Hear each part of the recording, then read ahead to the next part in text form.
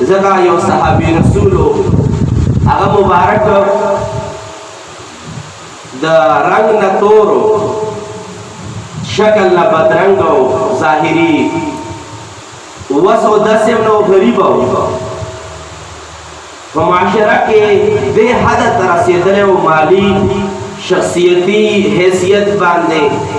او دارنګ رنگ او روحت په حیثیت باندې چې چا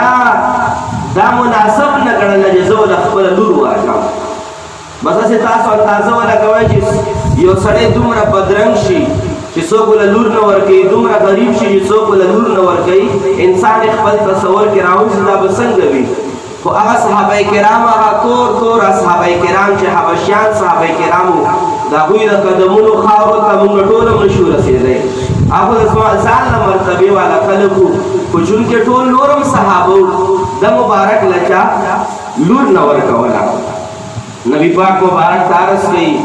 یا رسول الله صلی الله علیه وسلم مال څوک لور نه راکوي او زما ضرورت دی واده ته یا رسول الله وسلم تاسو مالا انتظام فرمائے نبی پاک مبارک ته په چم گاونډ کې پته و چې د فلان کی لورګان شته دی نبی پاک مبارک ورته ارشاد فرمایلو چې لاړ شه فلان کی صحابي کور ته لاړ شه او هغه دروازه وټکوه راوبوزي ورته ووایه چې نبی پاک را لېږلی یم چې ستا چې کومه ښایسته لور ده ما یې په نکاح کې راکړه نبی پاک مبارک چې کله صحابي رسول ولېږلو نو دروازه ناکینګ یو کو هلته دروازه د ټکېدو انداز بداو چې مخکې به دروازې نه وي کورونو کې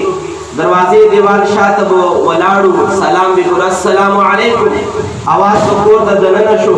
دومره غټ غټ بلډینګونه او غټ غټ دروازې او دیوالونه هم نو اواز په آرام سره لاړو چې کله صحابي رسول د کور نه را بهر شو ورته ارشاد فرمایي جناب نبی پاک مبارک را لېږلی یم چې ما له خپله لور په نکاح کې راکړه چې کله دغه بل صحابي چې د چا لور ده دې صحابي ته وکتل نو زه سمدستي ټول تصورات ذهن کې رالل چې دا خو بدرنګ هم دی او دا خو غریب هم دی دا به چېرته ساتي څه به کوي نفقه د تمام اخراجات د کور ته کوم ځای نه پوره کوي او پته نه چې د ما لور ته به دا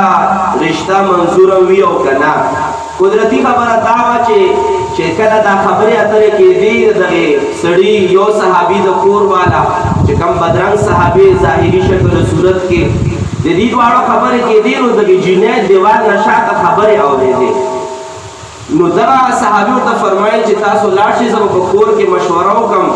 زه به لږ سوچ فکر وکړم خپلو بچو سره خپلې